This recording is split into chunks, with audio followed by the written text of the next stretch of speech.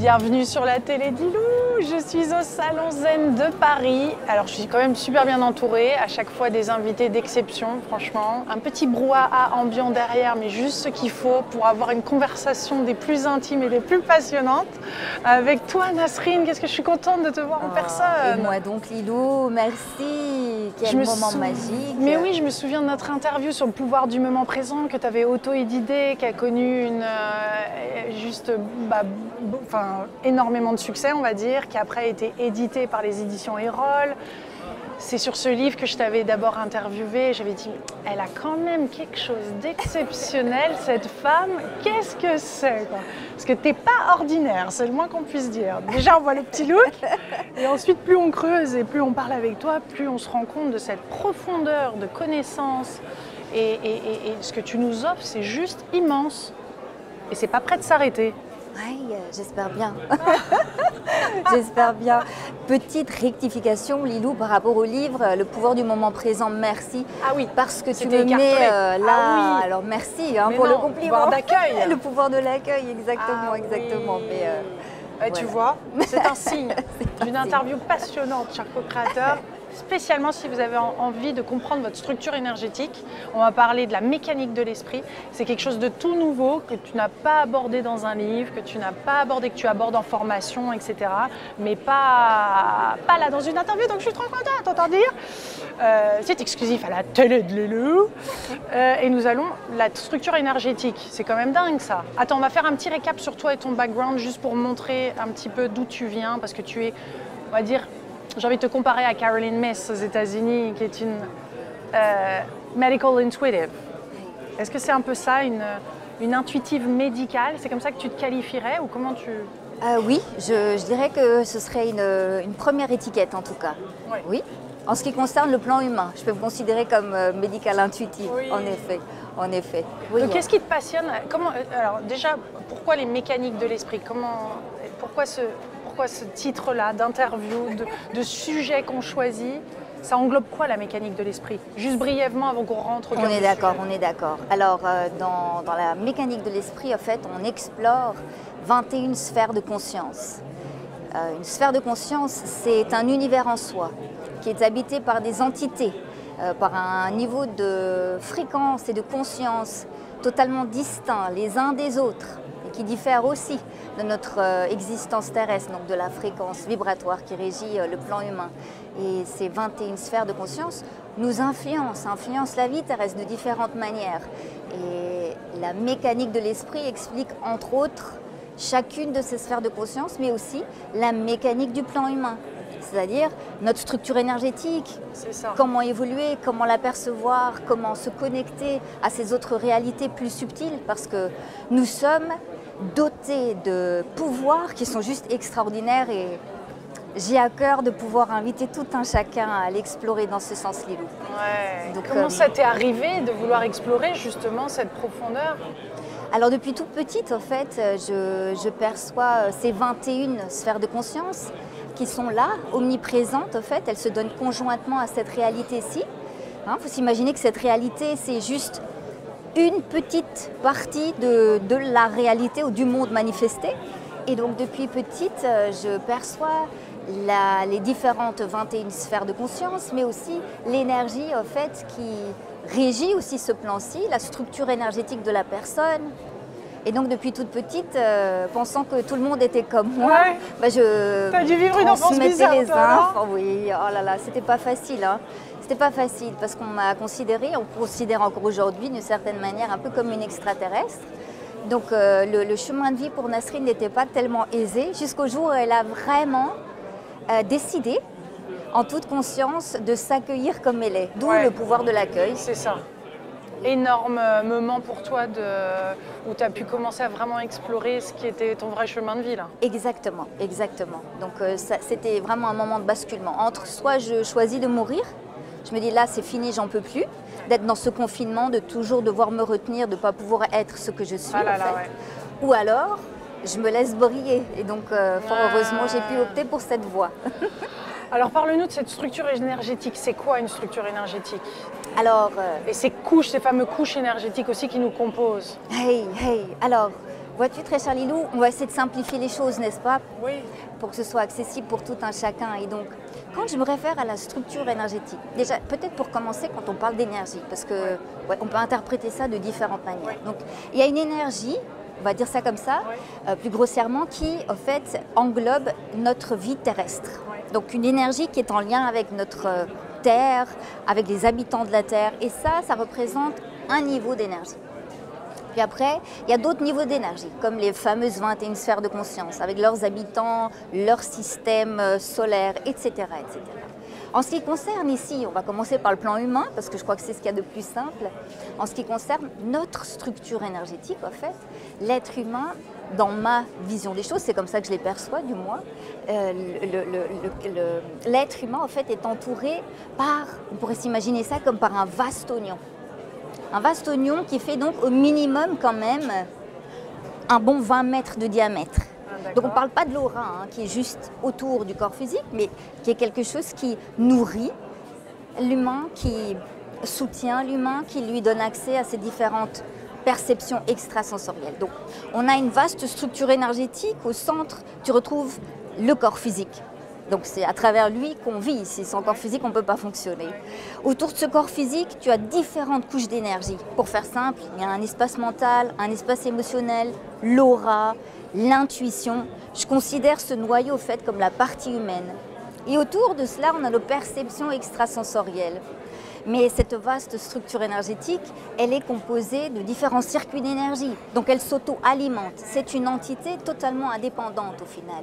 Et qui, au fait, a donné naissance à ce corps physique. Incroyable. Donc, il faut s'imaginer au moment où notre maman tombe enceinte, s'il y avait seulement l'énergie qui provenait de sa propre structure énergétique, elle ne survivrait pas longtemps. Donc au moment où il y a l'incarnation en fait, qui se passe, notre propre structure énergétique, qui ne contient pas encore de corps physique, va aider la structure énergétique de maman à créer en fait, cette nouvelle vie. Et donc cette structure énergétique, elle soutient à chaque instant vraiment la vie humaine. Tellement intéressant comme perspective ce que tu dis là.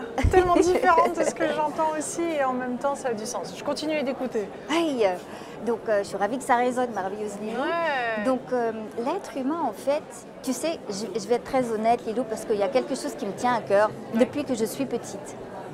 Je me suis toujours dit, j'ai un rêve. I have a dream. Ah, Martin Luther King, sors de ce corps. Mais mon rêve, en fait, c'était d'aider, en toute humilité, mais d'aider les personnes, les êtres humains, à retrouver, en fait, son plein potentiel, mais a priori, au fait, aussi à lui rendre sa clairvoyance. Ouais. Pour moi, l'être humain, quand j'observe un enfant, j'accompagne beaucoup d'enfants aussi en bas âge, les enfants voient leur structure énergétique, ils voient l'oignon. Et c'est tellement commun pour eux qu'ils n'en parlent pas. C'est là où je me dis parfois les choses sont mal faites parce qu'on pourrait tellement apprendre. Oui. Et ils ne sont pas en mesure de nous en dire beaucoup, sauf à travers l'intuition ou la télépathie. Et donc, chaque être humain, en fait, est né avec cette clairvoyance. Il est né avec une aptitude totalement naturelle et intrinsèque à sa nature de pouvoir percevoir toutes ces couches énergétiques qui l'entourent à chaque instant, pour pouvoir les utiliser à bon escient aussi, pour pouvoir comprendre comment fonctionne son corps, de quoi est-ce qu'il a besoin, son mental, son système émotionnel, etc. Et ce que je trouve terriblement triste, mais c'est en train de changer aujourd'hui, si je peux mettre aujourd'hui entre de grands guillemets, c'est qu'il y a une grande sensibilité qui est en train d'émerger au niveau de la conscience humaine. Et on sent vraiment, et c'est quelque chose qui me réjouit tellement, Lilou, on sent que l'appel est là, que l'appétit à plus est là, que l'être humain se rend compte qu'il n'est pas juste un corps pensant et ressentant des émotions. T'arrives au bon moment, toi. Hein. Tu sais, j'ai commencé... Tu te dis, tiens, c'est là où je vais atterrir sur Terre, à cette époque-là. J'ai quand même dû attendre quelques années parce que la première fois que j'ai donné mon séminaire sur la mécanique de l'esprit, c'était il y a 20 ans. Ah oui. Et c'était compliqué, hein, c'était compliqué. Donc aujourd'hui, là tu peux te permettre. L'ouverture est là. Plaisir. Oui, et grâce à toi, on peut transmettre ces informations. Donc chaque être humain vient au monde avec cette structure énergétique qu'il est censé voir, mais dû au conditionnement familial, au conditionnement collectif. Tu sais, on nous formate dès notre plus jeune âge et on nous dit ça c'est réel, ça c'est imaginaire. Comme l'enfant qui joue et qui va dire je suis en train de jouer avec mon ami. Alors que nous, en tant qu'adultes, on ne le voit pas, hein, alors qu'il est bien là, dans l'invisible, mais comme on est déjà suffisamment formaté, on n'a plus accès à cette information. Et donc on va lui dire que cet ami n'existe pas. Et au fur et à mesure, l'enfant, en fait, au lieu d'avoir un spectre de vision à 360 degrés, il se retrouve avec quelque chose qui lui permet uniquement d'entrer en contact avec ce qu'on appelle la densité. Oui. Et c'est là, quelque part, où l'aveuglement spirituel commence à un très jeune âge déjà. Donc cette déconnexion, en fait, puisqu'on n'arrive plus à voir, on a été amputé dès notre plus jeune âge, pour utiliser des mots un peu plus violents, mais c'est un peu de cet ordre-là, je trouve. On a été amputé dans nos perceptions extrasensorielles. Et la première amputation... On a décidé de le faire, on l'a fait consciemment. Le conditionnement collectif, il y a quelque chose derrière la conscience humaine qui est plus forte que nous et qui fait partie d'une de ces sphères de conscience, des 21 en fait, et qui empêche quelque part aussi l'être humain, d'une certaine façon, d'accéder à son plein potentiel. Donc ça fait partie du programme, d'oublier pour retrouver la mémoire? Alors, ça fait partie de leur programme, pas forcément d'une autre. Et là, pour moi, il est important de mettre un peu une distinction. Parce que quel être humain viendrait au monde en se disant « j'ai envie de me malmener, j'ai envie d'être dans l'auto-sabotage, j'ai envie de devenir aveugle, j'ai envie d'être perdu et j'ai envie de souffrir ». Aucun être humain. Et donc, nous avons une conception de cette vie terrestre à laquelle nous nous soumettons peut-être facilement, parce que dans le conditionnement on nous dit la vie c'est difficile, c'est plein de dualité certes, mais on pourrait l'aborder d'une façon beaucoup plus éclairée si nous regagnions quelque part notre faculté à utiliser nos perceptions extrasensorielles à bon escient. Ouais.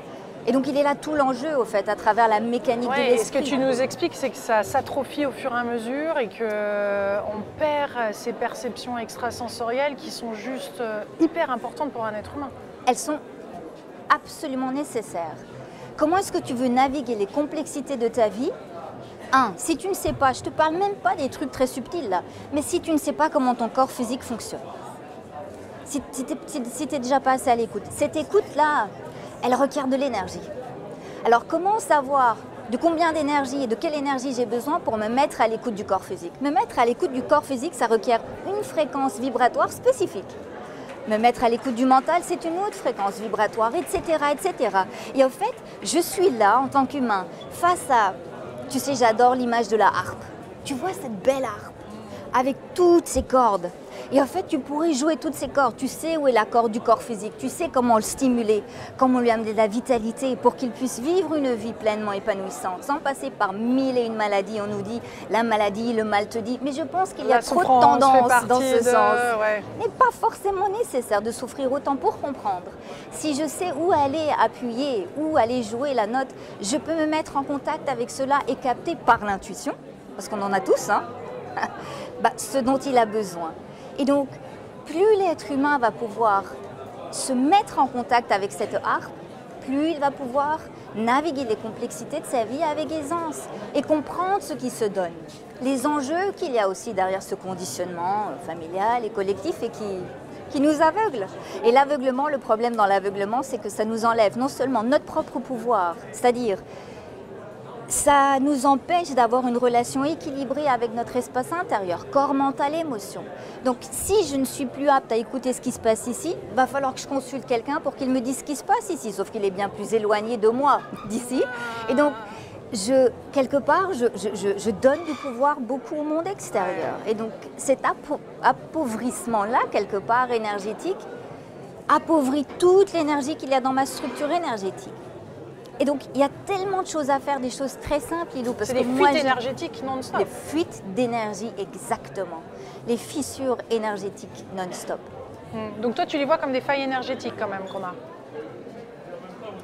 C'est ça, c'est pas juste une question de monter ses fréquences, c'est aussi qu'on laisse pénétrer des choses qui ne sont pas à nous, ou qu'on a certaines failles ou certaines zones d'ombre, ou certaines parties de nous qui ne sont pas éveillées, ou certaines parties de quoi qui permettent ça. Il y a exactement, c'est ce que tu évoques ici, Lilou, c'est-à-dire que moi, quand je vois la structure énergétique d'une personne, ce que je vois, quand je me réfère ici à une fissure énergétique, par exemple, ou un implant énergétique, parce qu'il peut y avoir des implants énergétiques, on va en parler aussi, En fait, c'est vraiment, faut imaginer, c'est comme s'il y avait un implant inséré ici, à l'intérieur de ta structure énergétique. Et ça peut traverser différentes couches, jusqu'à aller atteindre le noyau, c'est-à-dire ton corps physique. Ça, c'est un implant invisible. Alors pour la plupart, invisible. Pourtant, il est très visible, en tout cas dans mon expérience. Et qu'est-ce qui se passe à ce moment-là? L'être humain, imagine, tu es assise ici, tu as un implant qui ressemble quand même à un menhir. Oui, c'est-à-dire qui rentre... Que toi-même tu t'es mis ou que quelque chose d'autre Pourquoi est-ce qu'on se le mettrait nous-mêmes? Ouais, c'est clair. Pourquoi croire à l'auto-sabotage? Ouais. C'est un terme... On a l'impression qu'on le vit tout le temps, l'auto-sabotage, mais non, d'accord. C'est terrible. Parce que, à nouveau, je pense qu'il nous faut avoir du scepticisme. Il nous faut remettre les choses en question. Tout ce qui a été dit à notre sujet. Comme les philosophes d'antan, ils avaient le courage, eux, à ce moment-là, de se dire « Mais est-ce que c'est vraiment vrai ?» Ouais, ils questionnaient. Alors, j'ai beaucoup de personnes dans mes séminaires en consultation privée qui me disent « je souffre d'auto-sabotage ». Je leur demande « mais est-ce que tu es né avec l'envie de t'auto-saboter ?» Aucun être humain ne vient avec cette envie-là. Mais il est influencé par des énergies extérieures qu'il n'arrive plus à avoir dès 3 ou 4 ans. Et qui ont besoin de prendre une emprise dessus, ouais. Aïe, exactement. Et cet auto-sabotage, pour moi, n'existe pas parce qu'il émane, au fait, du conditionnement collectif à nouveau. Et qui nous fait croire, donc on se voit être seul. Hein. Ceux qui ne perçoivent que l'entité ou la matière ici, l'énergie sous sa forme la plus dense, n'arrivent pas forcément à percevoir que juste à côté de nous, il y a une autre entité que j'appelle le conditionnement familial ou collectif. Et qui énergétiquement... Même on en fait partie quand même, donc on fait partie de ça, je veux dire, on est responsable aussi pour ça. Je pense que nous sommes en partie aussi responsables de cette chose-ci. Mais c'est donc à nous, au fait, quelque part, d'éduquer cette chose-ci pour que nous puissions, quelque part, fonctionner en harmonie. Mais le grand bémol dans l'histoire ici, fondamentalement, Lilou, c'est quoi? C'est l'identification. Donc dès notre plus jeune âge, nous nous approprions systématiquement toute douleur, toute pensée, toute émotion. Et quand arrive la croyance de l'autosabotage, « Ah, mais je suis dans l'autosabotage », on entend dire.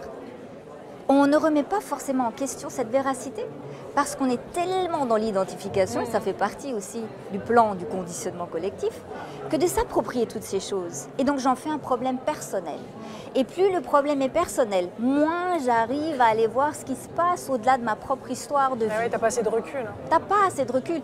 Si déjà t'arrives pas à voir ce qui se passe ici, entre toi et ton conditionnement collectif, comment est-ce que tu vas être en mesure de voir ce qui se passe en toi et toute ta structure énergétique qui fait quand même minimum 20 mètres de diamètre, c'est grand.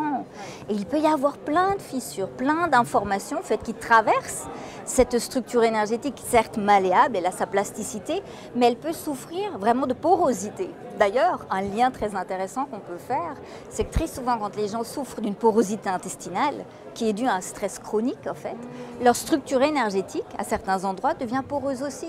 Elles vont te dire alors, je suis hypersensible. Ouais, ça, on entend beaucoup ça dans le milieu spirituel. Mais ça n'existe pas, hyper-hypo.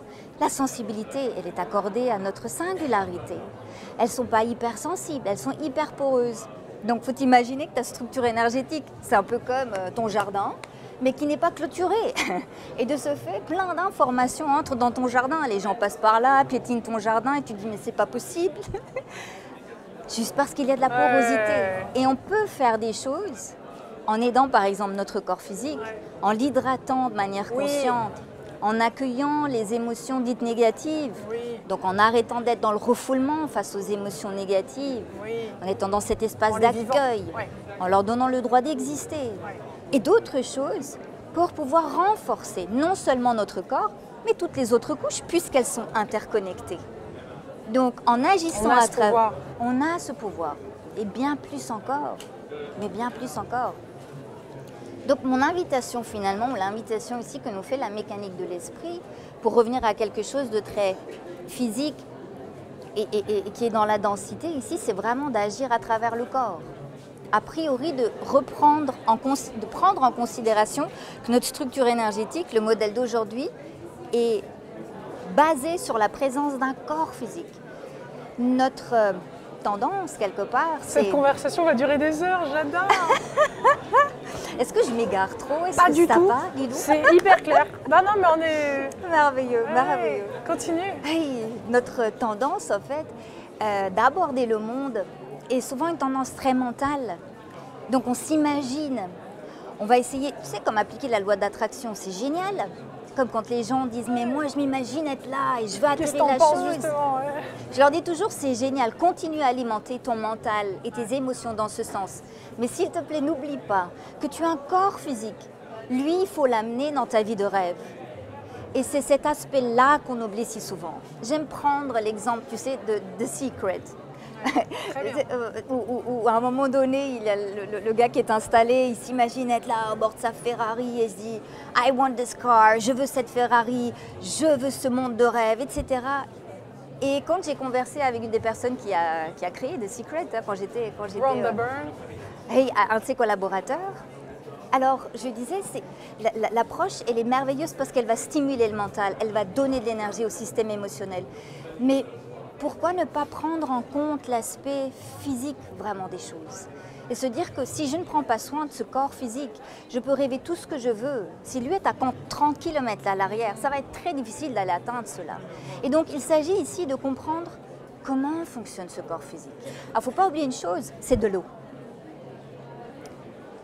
Et ce qui nous intéresse surtout ici au niveau de l'eau, c'est sa structure. Selon sa structure, elle va émettre une fréquence différente. Si je veux, moi, aller vers ma vie de rêve, il faut que mon eau soit structurée de sorte à ce qu'elle me donne de la vitalité, à ce qu'elle me donne de l'énergie, à ce qu'elle renforce mon système immunitaire, etc. pour que je puisse y aller facilement. Fluidement. Être fluide, bon, exactement comme de l'eau. Mais le grand problème aussi, qui est en lien avec le stress, qui est plutôt omniprésent, et quand il est omniprésent, on n'en a plus forcément conscience, c'est qu'il déstructure en fait cette eau, pour faire très simple, hein, au niveau de notre corps physique. Et qu'est-ce qui se passe? Quand tu es tendu, en fait, au lieu de permettre à cette énergie de se donner de manière fluide et d'aller nourrir les autres couches énergétiques et vice-versa, en fait, elle reste bloquée ici dedans. Et ce blocage, cette tension-là, en fait, crée différentes séquences, notamment la porosité au niveau de l'intestin. L'intestin qui est quand même l'élément le plus important à prendre en compte. Inflammatoire. Exactement, système immunitaire égale intestin. Si l'intestin est dans une inflammation chronique, notre glande pinéale, qui est intimement liée énergétiquement, du point de vue énergétique dans la mécanique de l'esprit, l'intestin, la santé de l'intestin va impacter directement ta glande pinéale. Donc si lui est inflammé, elle n'arrive plus à gérer en fait. Bon, faut que tu nous dises aussi comment tu vois la glande pinéale et comment tu l'entends et ce qu'elle représente, parce que c'est énorme. Avec grand plaisir. Mais juste pour finir ici, le lien ici entre la prise en charge du corps physique, donc déshydratation, si je n'ai pas assez d'eau, donc pas assez d'énergie, mon intestin va en souffrir. Si mon intestin en souffre, ma glande pinéale va réagir. Comment? Elle va arrêter de produire de la mélatonine. Elle va donc perturber mon cycle veille-sommeil, mais elle va aussi empêcher, d'une certaine façon, pour pas trop rendre les choses compliquées, l'accès au fait aux perceptions extrasensorielles, puisqu'elle est aussi le siège des perceptions extrasensorielles. Donc il y a tout un enchaînement en fait, un boule de neige comme ça de conséquences qui s'autogénèrent si je ne suis pas en mesure d'être plus attentif à mon corps physique. Donc la base de la base, c'est le corps. Donc pendant que je te parle, je suis consciente de ce qui se passe ici. Pendant que je suis en train de naviguer dans d'autres observations et de partager avec toi, mon attention, tu sais, elle est comme un pendule. Elle va vers toi, elle t'écoute, puis après elle revient à la maison pour aller observer comment est-ce que ça se sent ici. Et donc, il faut prendre en compte que puisque ceci est fait d'eau, il lui faut de l'eau. Combien d'eau? Là n'est pas vraiment la question, mais boire de manière consciente, en étant relaxé. Ah oui. Donc, toute notre communauté ici, cellulaire, hein, on n'est pas seul, hein, on a l'air d'être une entité, mais c'est une collectivité de milliards et de milliards de cellules. Et ces cellules, elles sont hypersensibles, comme notre structure énergétique. Quand mon corps physique est tendu, ma cellule se ferme, les aquaporines se ferment. Quand mon corps physique est tendu, ma structure énergétique, elle se rétrécit. Donc elle va suivre tout le mouvement, c'est comme un accordéon. Et donc, Si je suis stressée et que je bois de l'eau, l'eau n'entre pas dans mon système, n'entre pas à l'intérieur de ma cellule, qu'est-ce qui se passe? Elle va rester stockée à l'extérieur dans le tissu interstitiel, ce qui peut générer en fait de l'eau acide. L'eau qui stagne là devient vite acide. Donc c'est pire. Oui, exactement. Ça me donne soif. Tu as raison, moi aussi. Santé Lilou.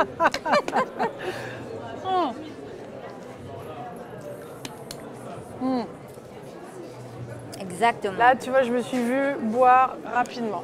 Par exemple, Exactement. de manière pas consciente. Non. Là, je viens juste de... Vous l'avez vécu, vous aussi? Vous avez pris votre bouteille d'eau, cher Exact. co-créateur? Non, mais juste faire l'essai, hein, c'est quand même intéressant. Oui. C'est dans l'expérience que ça se passe. C'est dans là, tu vois, l'expérience juste que ça se moi, passe. je vous invite à prendre votre bouteille d'eau là et de faire ce qu'on vient de faire, parce que Exactement. juste de le sentir, de le ressentir dans son corps. Oui. Ah tiens là, ah non, je l'ai bu rapidement, Exact. mécaniquement, au lieu de Exact. consciemment. Exact. La base est aussi simple que cela. Donc, si je veux utiliser mes perceptions extrasensorielles à bon escient, si mon corps physique est déshydraté, tu mets une croix dessus. Voilà, c'est aussi simple que cela. Parce que si ici, je n'ai pas assez d'énergie, tu sais, t'imagines, la médiumnité.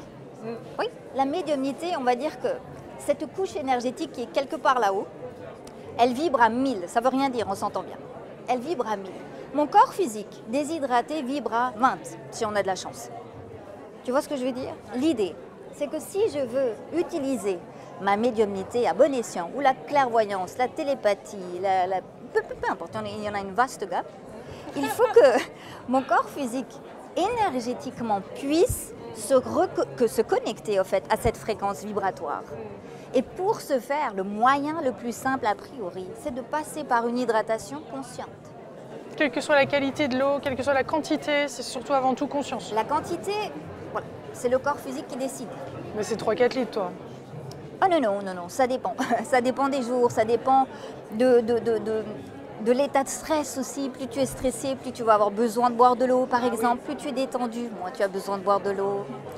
Ça dépend aussi du degré de refoulement émotionnel. Parce que le refoulement émotionnel, quand tu vas voir ce qui se passe au niveau des gènes, au niveau épigénétique, c'est-à-dire quels sont les éléments de notre environnement extérieur qui vont influencer nos gènes, parce qu'on a souvent pensé que nos gènes étaient le chef d'orchestre. Et Bruce Lipton, j'adore, j'ai eu une interview Mais oui, avec t'en lui parles aussi. souvent. Oui, a bien mis cela en évidence en disant, mais en fait, ce sont vraiment les éléments extérieurs qui vont influencer ce qui se passe ici dans ce noyau. Et donc, le fait d'être, parce que j'ai un peu perdu le fil là, je t'avoue, mais le fait de boire de l'eau et d'être hydraté va me permettre d'éviter d'être dans le refoulement émotionnel. Donc quand il y a une émotion qui va arriver, je ne vais pas forcément dans « ah non, je ne veux pas être triste » ou « je ne veux pas me mettre en contact avec la colère ou la peur ». Ce refoulement-là, au fait, va générer ce que j'appelle une hyperméthylation de certaines parties spécifiques de l'ADN. Ouais. Et qu'est-ce qu'une hyperméthylation? C'est facile. Tu as ton ADN. Là, on est dans l'épigénétique. Là, on est dans l'épigénétique. Donc ton ADN ressemble, imagine, à mon bras. Oui. La méthylation, quand je dis non à une émotion dite négative, en fait, elle va venir comme poser un scotch, une étiquette, qui va rendre illisible cette partie-là du gène, dont j'aurais besoin pour accéder au bien-être et pour me reconnecter à mon système émotionnel, qui fait partie de la vie humaine, oh mon Dieu. Donc, j'adore parce que j'ai l'impression de faire une interview avec une extraterrestre. J'ai l'impression que tu es venue d'une autre planète. Moi qui ai toujours voulu faire des interviews avec des extraterrestres, là j'ai l'impression d'y être. Quoi. Non mais j'adore. Entre les... Désolée, hein, je fais une petite parenthèse, mais j'en ai besoin. Parce que c'est intense, donc il faut hop là, libérer l'émotion. Par le rire et par autre chose. Mais là, entre tes tatouages et tout et qui tu es, j'ai vraiment l'impression, est-ce que tu me partages avec... J'ai l'impression de parler à une walk-in. Tu sais, les walk-in aux États-Unis, ces êtres qui reviennent dans des corps et...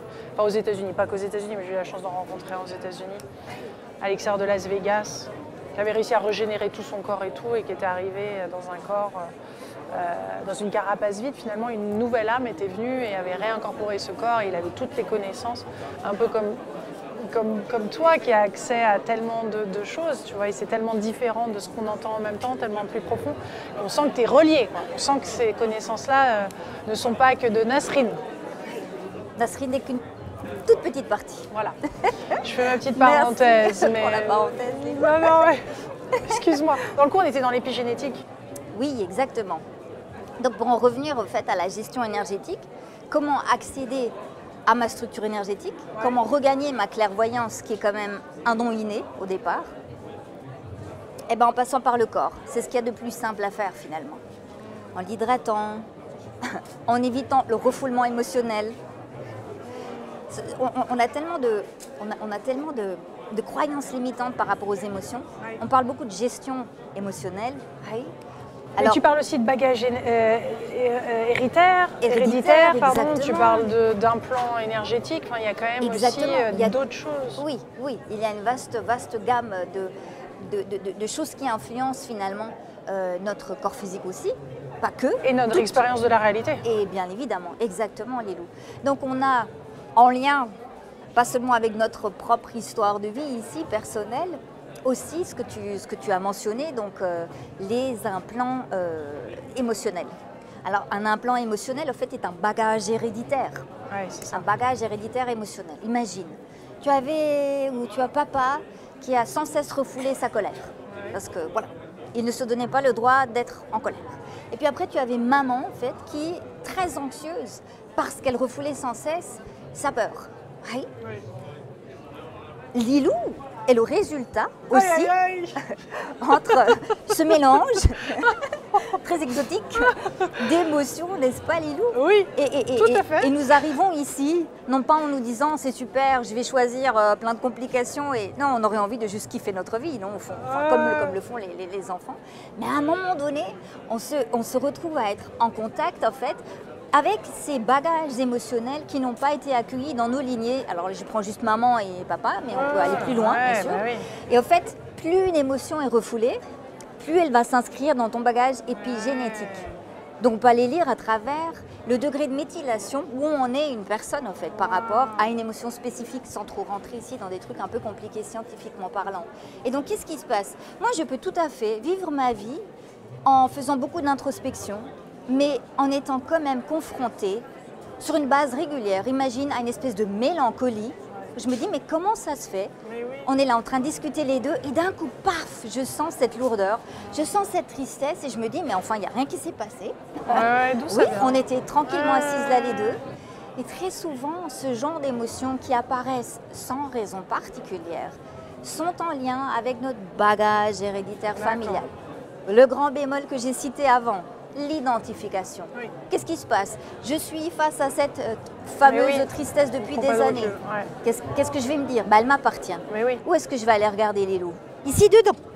Bon, mais là on parle d'un implant familial, émotionnel, et qui ne se situe pas que ici. Ça se situe dans ma structure énergétique. Et donc le fait de m'identifier à la chose ne me donne pas assez de recul sur la chose pour aller l'étudier, pour me dire mais d'où est-ce qu'elle provient? Est-ce qu'elle m'appartient? Cette question pour moi elle est fondamentale. Il faut tout le temps se la poser. Tout le temps. Face à une douleur aussi, nous sommes des télépathes. Donc on peut ressentir la douleur de tout un chacun. Sauf qu'on ne nous le dit pas. Ouais, on n'est pas c'est facile de pouvoir dégager ces implants, même si c'est pas le bon mot dégager, mais comment ils partent? Oui, il y a. Alors ça dépend tout de l'implant.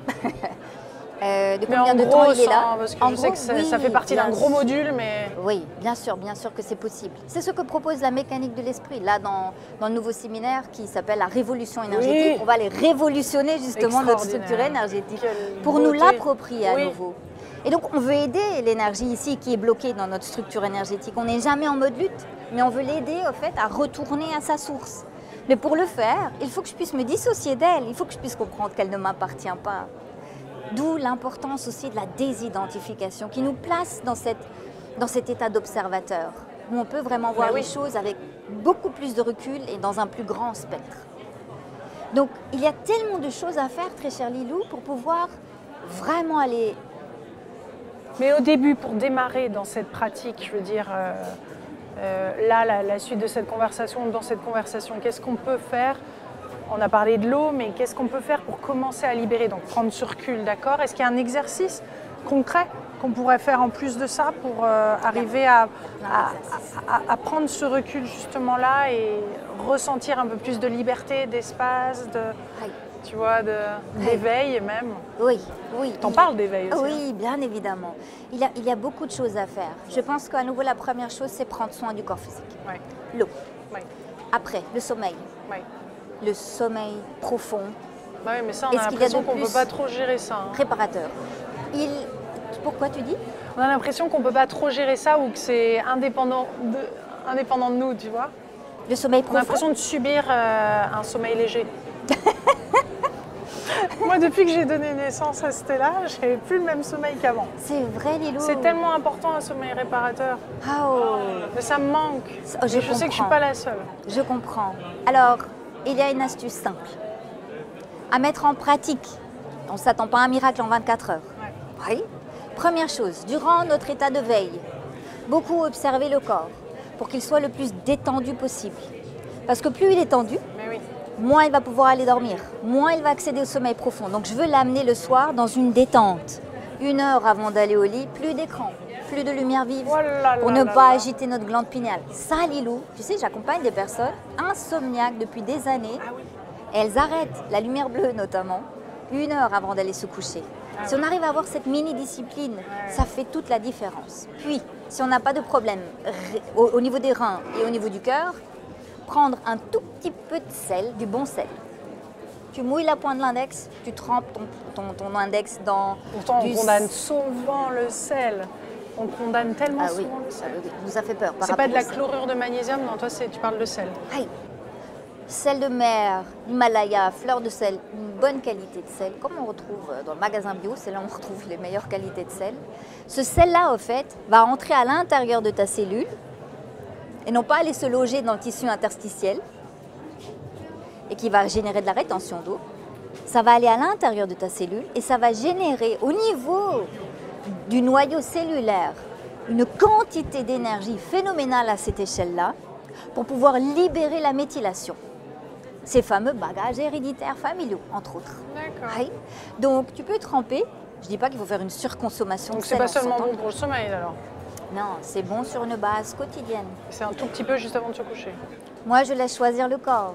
Donc, quand je mange, je vais mettre de l'eau à disposition et du sel et je lui dis, mon ami, à toi de jouer. Ah, mon ami. Donc, il faut qu'il soit détendu. Si je veux lui donner les commandes, et qu'il est comme ceci, lui, il ne va rien pouvoir faire, il est bloqué. Donc je dois le mettre dans une posture de relaxation, chacun sa petite méthode. Ça peut être une respiration ventrale, ça peut être juste fermer les yeux, peu importe. L'idée, c'est de lui rendre les rênes, parce que c'est lui qui doit gérer cela. Oui, oui.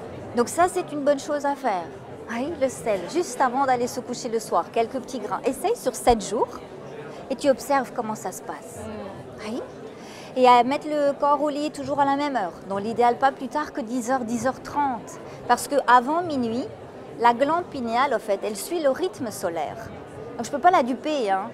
C'est-à-dire que quand le soleil se couche, tu me diras qu'en hiver c'est très tôt, Lilou, mais on aimerait être le plus proche du coucher de soleil. Oui, elle, au niveau de son oscillation, de sa fréquence vibratoire, elle suit, en fait, le coucher de soleil. Donc elle va se calmer. Si je la tire jusqu'à 1h du matin, je vais la remettre en mode excitation. Et qu'est-ce qui se passe dans le coup la nuit alors? Du coup, tu accèdes moins à du sommeil profond. Et le sommeil profond est le seul moment où ton corps physique, où toute ta partie humaine, corps, mental, émotion, aura, en fait, se régénère. Donc on sait, ça a été testé, malheureusement, surtout lors de la Deuxième Guerre mondiale. Hein, on sait qu'un être humain qui n'a pas accès au sommeil profond, donc tu ne le laisses pas dormir, aucunement, au bout de 7 jours, il meurt. Voilà. Bon, il y a eu une exception où elle a réussi à faire 11 jours, mais après, elle était dans un sale état. Donc on sait que le sommeil profond est même plus important, j'ai envie de dire, que l'eau, bien que ça se complémente. Parce que si tu es déshydraté, tu n'as pas de sommeil profond non plus. Certains disent que pendant le sommeil, on voyage. Oui. Quand tu arrives au sommeil profond, donc tu vas te coucher, tu te détends, tu passes dans ton état de rêve. Si tu as assez d'énergie lors de l'état de veille, si tu sais gérer en fait ta structure énergétique, tu peux aller faire des rêves lucides très facilement.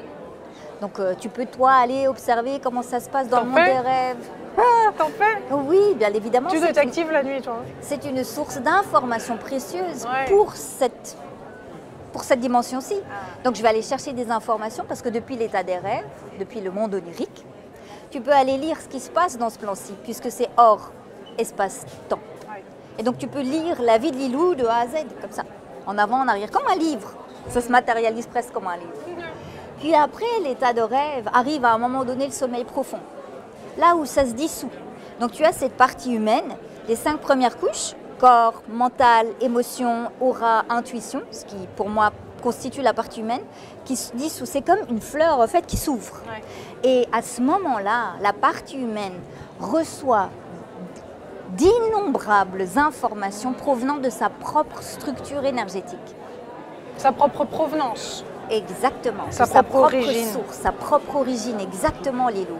C'est là comme si on où retrouvait sa tribu, quoi. Pardon? C'est comme si on retrouvait sa tribu. Exactement, on peut dire ça. J'adore le terme, On exactement. retrouve sa famille d'âme. On retrouve Enfin, sa famille. d'âme, je m'entends. Hey. Sa constellation. Sa constellation, lors du sommeil profond. C'est là où tout se dissout. Et le matin, quand le soleil se lève, donc ça sert à rien de me dire, je me mets des trucs, je ferme les stores, je suis dans la nuit noire et je fais une grasse mat. Ben, je ne peux pas duper ma glande pinéale, elle est connectée énergétiquement Mais oui, au soleil. bien sûr. Donc qu'est-ce qui se passe? Ben, le matin, elle commence à se... Et les 5 premières couches se reconstruisent en ayant reçu les informations provenant de sa matrice nourricière, Sans alarme. de sa structure énergétique. Sans alarme, parce que l'alarme, ça doit être brutal pour l'âme. L'alarme, et c'est les terrible. couches, Oui, c'est terrible. hein. Oui, c'est violent. C'est vraiment violent. Donc si on peut mettre une alarme, petite musique cool, qui fasse reconstruire les choses de manière douce et pas de manière trop abrupte, ça peut être aussi Il y a tellement aidant. à dire, Nasrine, on ne peut pas tout couvrir en 1 heure Non, avec c'est toi. pas possible, C'est en pas effet. possible. Je sais qu'on fera d'autres interviews, il y a énormément aussi de livres, de contenu qui est en ligne. Je voulais juste, en dernière partie, aborder l'éveil spirituel pour voir ta perspective et ce que c'est pour toi.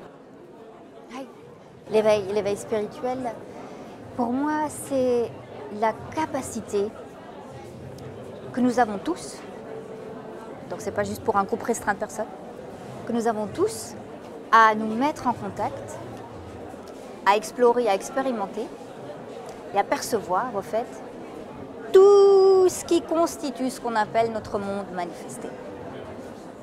Donc, il y a différents degrés d'éveil, j'ai envie de dire. Mais s'il y a une chose qui est commune à toute forme d'éveil, une chose très simple à observer, c'est la décontraction du corps. Si on se réfère ici à l'éveil où tu as l'impression que ton énergie s'unit aux autres énergies, tu vois le coucher du soleil. Oui. Tu observes ce coucher de soleil. Et à un moment donné, tu ne sais plus qui tu es, qui est le soleil. Tout ça se fond en une seule et même chose et tu expérimentes la réalité à travers un état, j'appelle ça suspendu. À ce moment-là, au fait, ce qui se produit a priori, c'est que ton corps physique est hautement décontracté. Donc si tu veux accéder à l'éveil, si tu veux aller explorer, déjà tout ce qui se donne dans cette sphère humaine-ci, il y a déjà beaucoup de choses à aller observer, sans parler des 21 sphères de conscience. Il faut a priori comprendre comment ça fonctionne ici. Il faut aller tuner, en fait, avec beaucoup de finesse, chaque petit bouton qu'il y a dans le corps physique, pour que tu puisses après te brancher comme une station de radio aux autres réalités qui sont là conjointement à ce qui se donne ici. Donc voilà un peu pour résumer l'éveil. Wow. Excellent, mais c'est fantastique. J'ai hâte de pouvoir rediscuter avec toi et dis-moi, parce qu'on avait parlé du pouvoir de l'accueil, Hey. qui est aux éditions Erol, qui est un superbe livre de chevet même à mettre sur sa table et à ouvrir à la page qu'on souhaite avec des thèmes que tu nous proposes, des moments de réflexion. Peut-être pas au moment de dormir dans ce cas-là, je ne sais pas. Et il y en a 2 autres qui sont ici, mais il y en a plus, hein, Nasrine, et puis tu en as en cours de création également. Oui. La Nutri-Émotion. La Nutri-Émotion, exact, qui en fait reprend vraiment la partie de l'eau, c'est-à-dire la corrélation entre l'eau et nos émotions. Oui. Donc il y a toute une explication aussi, si on veut suivre un programme d'eau, pour pouvoir vraiment réénergiser ici déjà. Ça, il est nouveau celui-là. Le corps. Non, alors ça c'est le premier livre que j'ai écrit. C'est le tout premier, ah ouais, je ne l'avais pas vu. Exactement, Super. c'était en 2014. Aux éditions Erol aussi. Et il a été repris exactement par les éditions Erol. Et c'est très exhaustif ici. C'est-à-dire que c'est comme si tu venais en consultation un peu. On passe par beaucoup de... Enfin, c'est pas comme en consultation parce que je fais des bilans intuitifs en consultation, chose que j'ai pas pu faire ici.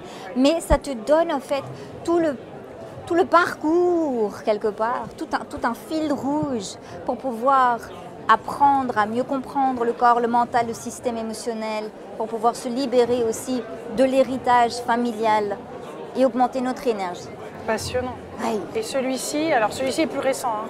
Exact. L'homéopathie du bien-être. Alors, il trouver un regroupe- nouveau souffle. Hey, en fait, c'est une synthèse de tout ce que j'ai partagé publiquement et à travers les livres. Il s'utilise comme le pouvoir de l'accueil. Donc, tu as d'un côté oui, c'est un vrai. résumé, de l'autre côté, Oui. tu as l'explication et tu peux aussi l'utiliser comme un tarot, voilà, un guide du moment. Donc, voilà. Celui-ci, on l'utilise dans quelles circonstances comparé au pouvoir de l'accueil? En fait, le pouvoir de l'accueil Comment tu les vois? et je dirais précède celui-ci par rapport aux explications de ce qu'est le pouvoir de l'accueil. Dans le pouvoir de l'accueil, tu as surtout ça. Et ici, en fait, c'est-à-dire que si tu le lis du début à la fin, tu passes par un processus de désidentification. Donc du plus conditionné au moins conditionné. Donc C'est bon, ça. voilà, de la perception humaine à l'observateur. Ouais. Alors tu fais souvent des conférences, on te voit aussi ajouter des éléments musicaux.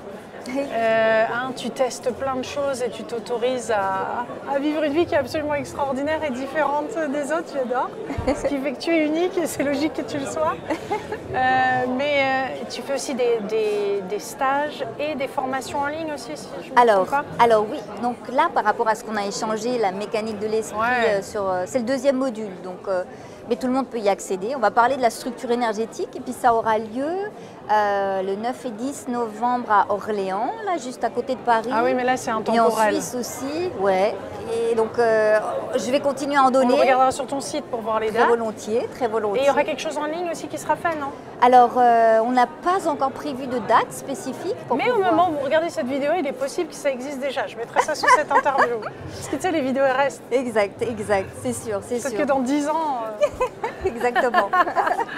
Exact. Donc, que se sera-t-il passé en 10 ans? oui, oui, ah oui, oui, oui, oui, ce sera beau. Oui, je me réjouis déjà. Moi aussi. Donc, merci Nasrine. Merci beaucoup pour ce délicieux merci moment. à toi, Lilou. Un grand merci de partager ces énergies au fait de cet espace-là Ouais, super. de voyage qui était délicieux, vraiment. De même. Mais j'ai l'impression que ça a duré 1 minute, mais j'ai tellement plus de questions. Mais je vais interviewer maintenant Harry Roselmack, qui est lui aussi passionné par tous ces sujets. Je ne sais pas dans quel ordre seront ces vidéos. Elles sont toutes tournées au Salon Zen là, en ce moment, avec ce petit brouhaha ambiant, mais en même temps cette énergie effervescente. Merci de nous avoir écoutés, d'avoir écouté cette vidéo et de la partager, de vous inscrire à cette chaîne. Il y a toutes les semaines, tous les dimanches, des nouvelles interviews qui sont passionnantes. Un moment de qualité avec des invités de qualité. Je vous fais de gros bisous et on se retrouve très bientôt. Merci Nasrine. Merci, Lilou. Avec Merci. joie.